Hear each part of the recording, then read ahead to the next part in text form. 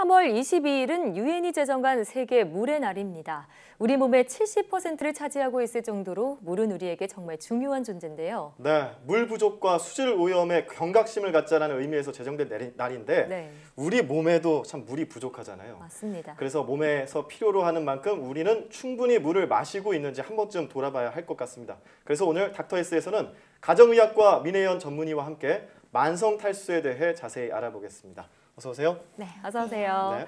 자, 오늘 주제가 만성 탈수인데요. 그냥 자주 목이 마르면 만성 탈수 증상인 건지 그 기준이 궁금합니다. 어떻게 되나요? 사실 우리가 일반적으로 탈수다라고 떠올리면 땡볕에서 이렇게 의식 잃고 바싹 말라가는 모습을 좀 떠올리시는 네, 분들이 맞아요. 많으실 텐데요. 하지만 만성 탈수는 이런 급성의 병적인 탈수 상태가 아니고 몸속의 수분이 정상 대비 2% 이상 부족한 상태가 3개월 이상 장기간 지속되는 것을 말합니다. 네. 심각한 정도의 수분 손상이 아니기 때문에 증상이 바로 나타나지 않아서 자칫하면 그냥 넘겨버리기가 쉬운데요. 하지만 신진대사의 물은 굉장히 중요한 역할을 합니다. 따라서 2% 정도의 적은 양이라고 해도 이런 수분 부족 상태가 장기간 지속이 되면 대사 과정에 문제를 일으킬 수 있는 거죠. 네. 사실 근데 물이라는 게 의식적으로 마시지 않으면 이게 자주 마시는 게 쉽지 않고 목이 마르다라는 느낌이 있을 때 물 한 컵씩 마시는 게 전부인데 맞아요. 우리가 탈수 증상을 느끼는 거를 자가 진단할 수 있는 방법이 있는 거죠? 네, 스스로 간단하게 진단해 볼 수 있는 몇 가지 문항들이 있어서 좀 소개를 해드릴까 하는데요. 네. 최근 한 달을 기준으로 생각하시면 되겠습니다. 네. 한 달 기준으로 하루 평균 마신 물의 양이 3컵 이하이거나 기상시 몸이 붓고 또 푸석푸석한 느낌이 드는 날이 7일 이상, 피부가 거칠고 화장이 받지 않는 날이 7일 이상, 또 일주일 평균 배변 횟수가 일주일에 2회 이하거나 아하. 또 배변 시 과다하게 힘을 주는 경우가 3회 중 1회 이상 있는 경우, 또 네. 하루 평균 소변량이 좀 적은 편이라거나 음주를 평균 4회 이상 하시는 분들, 네. 또 5회 이상 다이어트약, 변비약 또는 이뇨제를 복용하시는 분들, 또 예. 피로를 느낀 날이 한 달 중 7일 이상이거나 더위나 추위에 약하다고 느낀 날이 역시 7일 이상인 경우, 이런 10개 항목 중 4개 이상에 해당된다면 만성 탈수를 의심해 보셔야 합니다. 그래요? 네, 지금 말씀해 네. 주신 거 저 하나하나 체크해보고 있는데 예. 한 4개 이상 해당되는 것 같아요. 박채민 앵커는요? 5개 정도 되는 것 5개 같은데. 정도. 그럼 저희 둘 다 어떻게 보면 만성 탈수에 걱정하셔야 해당된다고 되겠네요. 볼 수 있겠는데요. 이 만성 탈수, 우리 신체에는 어떤 영향을 미치나요? 일단 일반적으로 수분이 부족하게 되면 소화불량이나 변비와 같은 증상은 물론이고요. 예. 또 호르몬이 부족해지기 때문에 복부 비만과 같은 비만에도 영향을 줄 수가 있습니다. 하지만 무엇보다 만성 탈수의 가장 대표적인 증상은 바로 만성 피로입니다. 네. 우리 몸에 충분한 양의 수분이 있어야 대사 과정에 필요한 전해질들을 세포 속으로 밀어넣는 펌프 역할을 제대로 할 수가 있는데 네. 예. 이것이 부족하면 충분한 양의 에너지를 만들 수 없어서 자연스레 몸이 피곤해지게 되는 거죠. 아. 또 미국 코네티컷 대학의 연구에 따르면 우리 몸에 수분이 부족하면 기분이 나빠지거나 불안감이 증가하고 또 사고 능력까지 저하된다는 것이 밝혀졌는데요. 아, 그래요? 재미있는 사실은 남녀의 네. 차이가 있다는 거죠. 젊은 남성들의 경우는 수분이 부족하면 기억력과 같은 사고 능력이 저하되고 네. 피로감과 불안증이 증가하는데요. 여성분들은 기분이 나빠지는 증상이 발생한다고 합니다. 그러니까 그렇군요. 단순하게 이제 만성 탈수가 신체적인 증상뿐만이 아니고 여러 가지 감정적인 증상들도 유발할 수 있다는 것이 밝혀진 거죠. 예. 네. 상대방이 좀 기분 나쁘다 싶으면 너 물 마셔 이러면 되겠네요. 네, 어찌됐든 뭐 육체적인 문제뿐만 아니라 정신적인 문제도 이런 탈수 증상의 원인이 되는 건데 네. 사실 이게 수분 섭취를 하는 데 있어서 여러 가지 오해와 진실도 있거든요. 예를 들어 뭐 물을 마셨는데 그게 살이 찌느냐 안 찌느냐도 한창 그게 또 이슈가 됐었어요. 그래서 한번 준비를 해봤습니다. 네. 수분 섭취에 대한 오해와 진실 살펴보죠.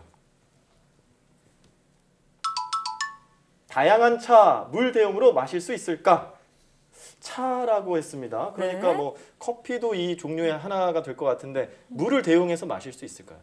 요즘 직장인분들 보시면 점심시간에 식사하고 나서 다들 커피나 녹차 같은 차 드시러 가시잖아요. 맞아요. 그런데 이런 커피, 홍차, 녹차와 같은 카페인 음료는 오히려 만성 탈수의 주범으로 꼽힙니다. 커피는 일반적으로 마신 양의 2배 정도, 또 차는 1.5배 정도의 수분을 배출시킨다고 보시면 되는데요. 아, 차도요? 네, 그래서 물 대용으로 마실 수 없을 뿐더러 이런 차를 드신 후에는 오히려 수분을 더 많이 보충해 주셔야 만성 탈수를 피할 수 있습니다. 예. 또 과일 주스나 탄 탄산음료 같은 경우도 당이 들어가 있어 체내 삼투압을 높여주거든요. 그래서 물이 더 필요하기 때문에 역시 만성 탈수를 유발할 수 있습니다. 네. 다만 보리차와 같은 잡곡차는 카페인이나 탄닌 성분이 없기 때문에 이뇨작용을 하지 않아 물 대용으로 마셔도 괜찮습니다. 네, 일반적인 생수를 그냥 마시는 게 가장 좋겠네요. 네. 그래도 커피나 차 끊기가 참 어렵잖아요. 마신 뒤에는 충분한 양의 물을 보충해 주셔야 한다는 점 꼭 기억해 주시고요. 네. 다음 화면 함께 보시죠. 네, 이번 오해와 진실은 뭘까요? 물 씹어 마시면 좋다? 저 사실 이 얘기 들어본 적 있는 예, 것 저도 같아요. 들어봤습니다. 근데 꼭꼭 씹어 마셔라, 물도 그렇게 씹어 마셔야 된다 이런 얘기 들어본 적 있는데 정말 도움이 되나요? 사실 물에 포함되어 있는 영양소는 미네랄과 같은 미량 원소들이거든요. 네. 그래서 우리가 저작 운동을 한다고 해서 더 잘게 분해되거나 분자 구조가 바뀌지는 않습니다. 그러니까 영양학적으로 봤을 때는 씹어서 드시건 그냥 드시건 차이가 없다는 거죠. 그런데 물을 한 번에 너무 많이 마시거나 빨리 마시게 되면 물의 흡수율도 떨어지고 또 소화 기능에 영향을 미쳐서 배탈이 날 수 있습니다.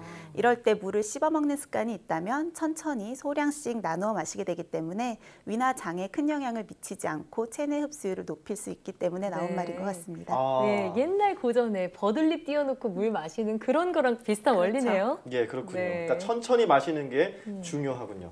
자, 마지막 오해와 진실 살펴보도록 하겠습니다. 네, 수분 섭취에 대한 오해와 진실. 물은 많이 마실수록 좋다? 당연히 물이 건강에 도움이 될 테니까 네. 많이 마시면 좋지 않을까 합니다. 어떤가요?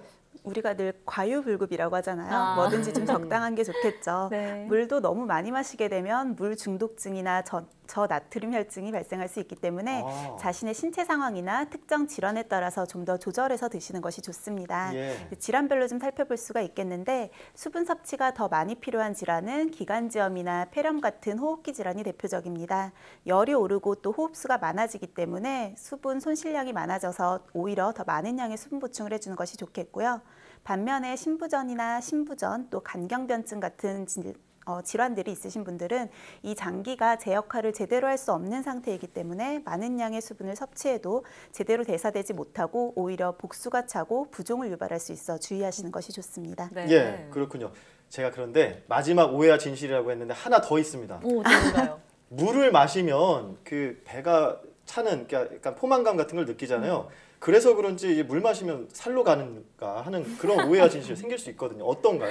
사실 물은 칼로리가 아예 0이거든요. 그래서 영. 살로 가지는 않고요. 네. 다만 물을 너무 많이 드신다거나 이전에 같이 먹는 음식들 때문에 몸에 부종을 좀 유발할 수는 있습니다. 아, 약간 붓기가 생길 수가 있다라는 거죠. 네, 지금 아. 그러니까 살찌신 게 아니라 붓기예요. 붓기 때문에 걱정하지 않으셔도 될 것 같아요. 알겠습니다. 네, 네. 이제 마지막으로요. 몸과 마음의 건강을 위해서 충분하고 또 건강하게 물을 섭취하는 방법 소개해 주시죠. 네, 세계보건기구에서는 성인들의 평균 하루 물 섭취량을 1.5리터에서 최대 2리터 정도 권고하고 있습니다. 예. 의학적으로 봤을 때도 보통 자신의 체중의 30배를 곱한 양의 물을 드시도록 권하는데요. 예를 들어 50kg의 사람인 분들은 30을 곱해서 1,500ml, 그러니까 1.5리터 정도의 물을 드셔야 하는 거죠.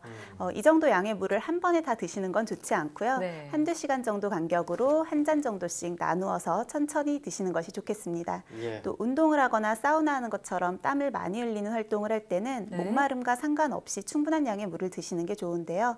중등도 강도 이상의 운동을 할 때는 10분에서 15분마다 한 120에서 150ml 정도의 물을 마셔야 탈수를 막을 수 있고요. 네. 또 1시간 이상 격렬한 운동을 하시는 경우는 물과 함께 전해질도 부족할 수 있으니까 이온 음료 같은 것들을 같이 마시는 것도 한 가지 방법입니다. 예. 그렇군요. 참 이 물과 사람 뗄래야 뗄 수 없는 것 같습니다. 네. 앞으로 물과 가장 친해야겠다는 생각도 하고요. 지금까지 가정의학과 민혜연 전문의와 함께 물에 관한 오해와 진실 알아봤습니다. 오늘 말씀 고맙습니다. 고맙습니다.